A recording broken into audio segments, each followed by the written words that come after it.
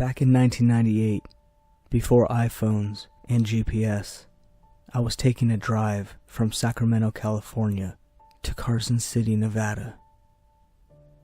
The drive was only about 3 hours, and I was driving by myself to visit my girlfriend who had recently moved there for work. This was my first time taking the drive up there. All I had was a piece of paper with handwritten directions on it. It was around 8 p.m. when I left. Normally, I don't like driving at night, but I had to work till 6, and then I went home and showered first before I left. Now I'm on my way to Nevada. The drive is going smooth so far. Turn by turn, I scratch off the next direction written on my paper. It's about 10:15 now, and the only thing keeping me motivated to keep driving is the thought of being with my girlfriend. My mind starts wandering off somewhere as I'm thinking of her, and then I realize that I missed a turn. I flip the car around and start heading back that direction, but now everything seems so foreign to me. I don't recognize anything. I come up to a street sign that kind of sounds familiar, so I took a chance and turned down that road. I knew almost instantly that I had made a bad move turning here. The road went from pavement to dirt. It led me to nowhere. By this time, I had been turning wrong directions for an hour. It's about 11:30 now, and I have no idea where I am. I decide to park my car and sleep in it for the night and try to find my way when the sun comes up. It's snowing outside now, and I'm trying to cuddle up with my duffel bag that I packed. But then I see something. It's pitch black outside, but I can see a dark silhouette of a man outside my car. It was standing in one spot. I couldn't tell if it was looking at me or not. I was getting scared, but also nervous because I felt like maybe I should ask if they know the way back to the main road. I decided that I need to ask. I roll down my window and shout out, "Excuse me." The second that I say that, the thing takes off running into the bushes. That was really weird. I roll the window back up. It's so quiet outside. No sounds, or cars, or airplanes, or anything. Just pure silence. Something inside me was very uneasy. I felt like whatever I saw was still around. I couldn't relax until I knew it was gone. So I throw on a jacket, open my car door, and get out. I crawl out of my car. It's freezing outside. I'm looking off into the darkness. My eyes are hurting from how hard I'm squinting my lids to see farther. As I'm looking, I start hearing this heavy breathing. My heart starts pounding. The breathing is coming from behind me. I slowly turn around, and then I see it. That thing from earlier is on top of my car, staring at me. Its eyes were glowing red. There's saliva dripping from its mouth. It has the body of a man, but the face of a demon. I jump back into my car, attempt to start it, as urine is streaming down my leg. I finally steady my hand enough to insert the key. I start the car and peel out down the road. I continue to look back, but the thing is not following me. I eventually drove enough to where I found the main road. I sped to my girlfriend's house and got there around 3 a.m. I banged on her door until she opened it. I told her what happened, but she didn't believe me. No one I ever told believed me. But I know what I saw. I'll never forget those red, glowing eyes.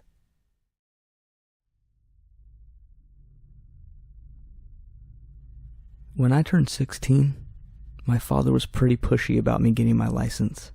He was always the type of guy who said you need to take care of your business. He was a pretty old-fashioned man. He didn't agree with technology. He didn't believe in GPS. He felt that a real girl should know how to read a map and figure out direction based off of where the sun was. So a few months after my 16th birthday, my father handed me the keys to his Volvo. I was freshly licensed and ready to hit the road by myself finally. I gave my dad a hug and told him I loved him. I started heading to the front door when my dad let out a loud, clearing the throat noise. I stopped and looked back to see my dad's hand was out. He mumbled out, "Your phone, please." He wanted me to take a map and drive 30 minutes east, make 3 right turns at very specific roads and 2 left turns, and end up at a diner and wait for him to show up shortly after. This was his test to see how well I would do without my phone. So I start driving out of town. 30 minutes goes by, and I see the first road that I need to turn on. I turn on it. A few minutes later, I see the second road, but it's blocked off for some reason. It's forcing me to take a different route. My dad never mentioned that the street would be blocked. I look at my map and figure out a new road to take. I make a U-turn and go down this different path. As I'm driving, the sun is setting. The street signs are getting very difficult to see. I pull over and look at my map. I didn't recognize where I was. I must have taken a wrong turn somewhere. I start to panic, as it is only me on this back road. And then I notice something. There's a car following me down this dirt road. Its headlights are very bright. I get a little worried about this car. I'm only a small 16-year-old girl. I can't defend myself. I put the car into drive and start driving away from this vehicle. I pick up the speed, and I notice this car is doing the same. I try to park in a turnout part of the street and let this car pass, but it doesn't. It pulls up right behind me. I'm terrified. I hit the gas again, and now I'm being completely chased by this car. The only thing I could see was those glaring headlights right behind me. I'm starting to envision myself being murdered by this person in the middle of a dark dirt road. I start crying and screaming, "Leave me alone!" And then I remember that my dad always kept a wood bat in the back seat. I stick my arm in the back while trying to keep my eyes focused on the road, and then I feel the bat. I realize at this moment that I need to defend myself from this car. I skid off of the road and put the car in park. The car behind me stops behind my car only just 50 feet back. I take the bat and hold it like I'm going to swing for a home run. I scream as I run up on this guy as he's getting out of his vehicle. I swing the bat and deliver a fatal blow to this guy's head. I can't see anything because it's so dark, but I can feel the blood from this guy's head running down the road and over my toes in the sandals that I'm wearing. I step over this guy to go into his car to find his phone to call the police. I see his phone sitting on the seat. I'm having an anxiety attack as I'm reaching for his phone. I pick it up and unlock the screen. I'm confused as I'm realizing that his phone has the same background picture as my phone does. Then I realize the phone has the same apps that my phone does. I'm starting to realize that this is my phone, and then I realize that I recognize this car. I say out loud, "Oh my God."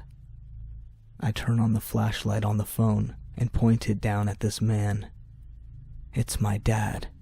He must have been following me in case I got lost. I break down crying when it all hits me. I killed my dad with his own baseball bat.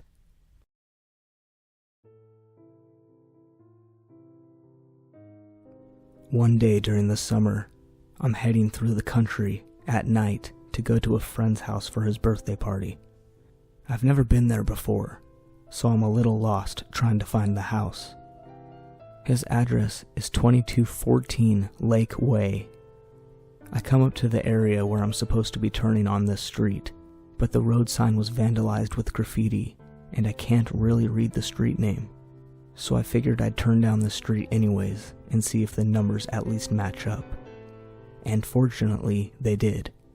I see 2206, 2210, and then I find 2214. I park my vehicle and get out. I start heading towards the house and up the driveway. I get to the front door and knock on it. No answer. I knock again, and then out of nowhere, all the lights turn off. I'm a little confused. Obviously someone is in the house. I figure maybe it's my friends playing a trick on me, so I head around the house to a window to look inside. When I get to the window, I look inside and I can't see much. And then I see a dark figure run by. Honestly, it kind of creeped me out. I keep looking in when I see the figure run by again. I'm so confused. What is going on? I knock on the window and say, "Hello?" And then the figure slowly walks by and stops. It slowly turns towards me. It's just looking at me for a good 30 seconds. I don't know what to do at this point. I say again, "Hello?" Right as I say that, the figure runs straight towards me at full speed and slams its face against the window. I jump back and see that it's an old woman. She's not wearing any clothes. Her hair is thin and gray. She looks at me deep into my eyes and smiles slowly as a line of blood runs down her head from where she hit her head on the window. She has no teeth, just a smile that sent chills down my spine. I start walking backwards when this woman starts screaming at me. She's screaming and smiling and laughing while crying. It freaked me out so bad that I sprinted back to my car and drove away. I drove home and called my friend. He told me I turned down the street before his street. I made a wrong turn and ended up at a house with the same numbered address. That was the creepiest thing I'd ever experienced.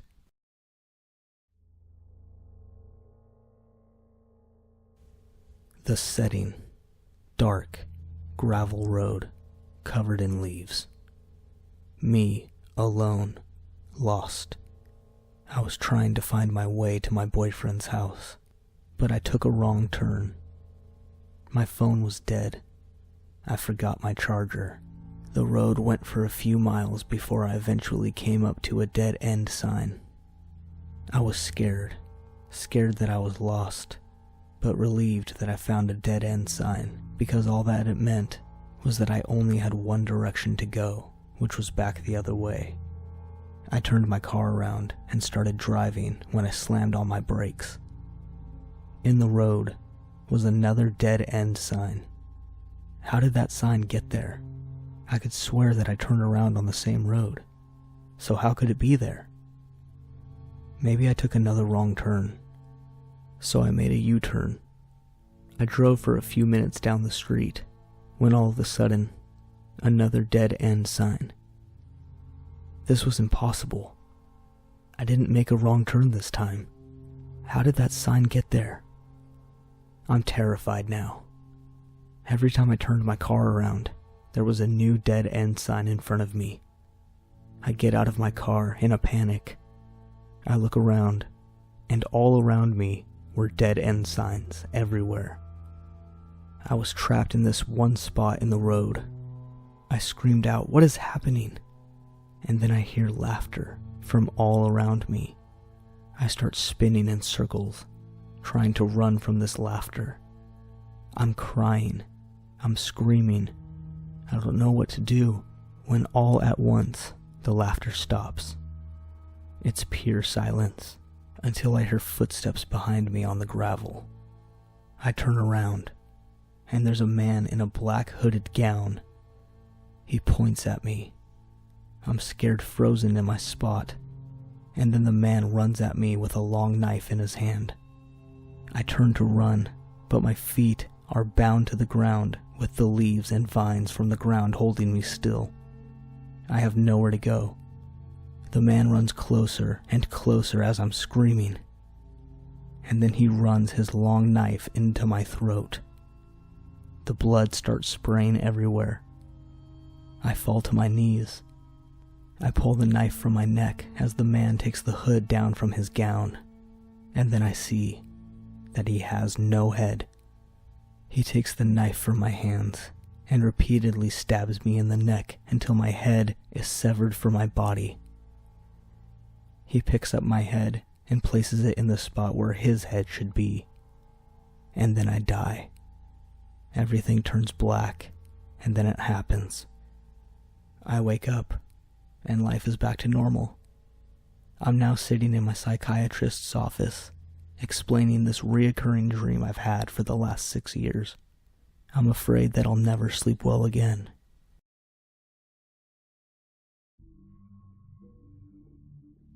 When I was in my early 30s, I remember I had to travel to a town 4 hours over from mine for work. I recently was promoted, and I had to do training in a different office.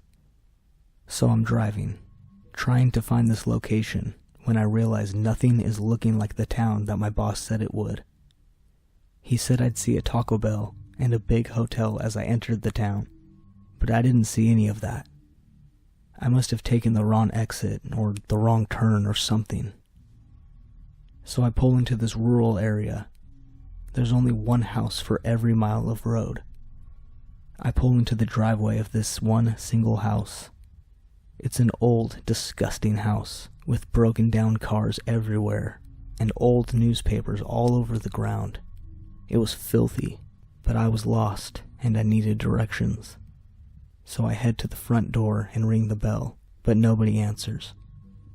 I ring a few more times, but still no luck. I'm about to go back to my car when I hear some voices in the woods behind this house. Normally, I'd ignore it and leave, but I was low on gas and needed to know where to go. So I go behind the house. The voices are starting to get louder as I approach the woods. I'm trying to stay quiet because I'm a little bit nervous.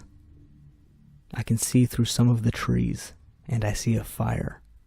I walk a little closer, and I can see a group of people standing around the fire. I watch them for a few minutes, when I can start hearing what they're saying. They are chanting a weird chant, and then I can also see something in the background. It's a man. He's in his underwear. He's hanging from a tree. His body is bloody and cut up, and a noose is around his neck. These people are walking up to him one by one. They each have a knife and are cutting into his side and having blood pour from him into a cup. I'm getting weak and my knees are giving out from the fear of what I'm seeing. These people killed this guy, and they are each holding a cup full of his blood. They keep chanting out loud while holding their cups until the chanting stops. They all hold their cups to the sky, and they scream out loud, "O dark Lord, take our souls, and forever may we serve you." And then they drink the blood. I let out a huge gasp of air. That's when they all turn their heads at me. They see me, and then they all start running at me. I turn and run back to my car as these people are screaming out, "Get her!" I make it into my car and start driving away. I look into my mirror and I can see them all standing there watching me leave. I made it to a nearby town, and I used the phone to call the police. The cops ask where this location is, but I don't remember, so they couldn't go investigate. Nothing ever happened to those people as far as I know, but I'm so glad they didn't catch me.